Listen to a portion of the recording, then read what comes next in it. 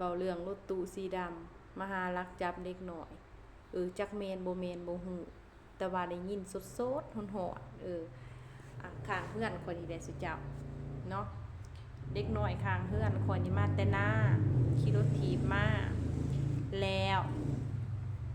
มันท่วมประมาณ1 โมงบางกี้เนาะ ก็สิมาเฮ็ดคลิปบางกี้ประมาณ1 โมงเด็กน้อยมันท่วมยางมาโรงเรียน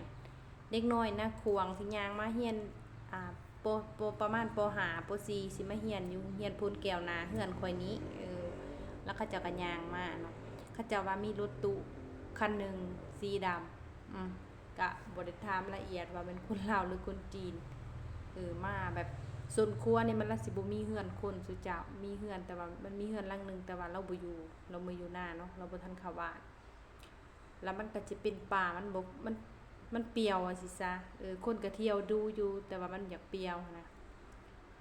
แล้วมีรถตู้สีดำมาว่าซั่น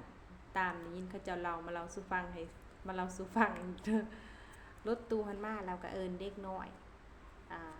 เด็กน้อยที่ย่างไปโรงเรียนบ่าเอาบ่เงินเราก็เลยว่าคันอยากเอาเงินหั่นส่วนทางกันดีย่างส่วนทางกันเนาะเพิ่นสิเข้าไปทางนักขวงแต่เด็กน้อยมันสิมาโรงเรียนแล้วย่างส่วนทางกันคันอยากเอาเงินละย่างมาพี่แบบยั่วเด็กน้อยไปอยู่มองมันวิดเฮือนคนว่าสิซะย่างมาพี่เข้ามาในรถนี่สิให้50,000ประมาณนี้แล้วเด็กน้อยข้างเฮือนหัวหินเพิ่นน่ะขี่รถถีบมานำหลังเพิ่นเห็นและดีแต่ว่าเท่าอันนั้นมันก็สิเสพข่าวเนาะเด็กน้อยนะก็จะเสพข่าวหลายเติบก็เลยบ่ได้ย่างขึ้นรถจ้ะแล้วพวกเพิ่นก็พากันไปสิเจ้ารถตู้สีดำสิมาลักเด็กน้อยอีหลีบ่หรือว่าเขาจะสิเอาเงินให้เด็กน้อยคันตั้งใจอยากเอาให้อีหลีนะตรงลงแต่รถเนาะแล้วก็ให้อยู่มองมีซุมซนคนหลายก็บ่เป็นหยังเนาะอันนี้มันเปรี้ยวเลย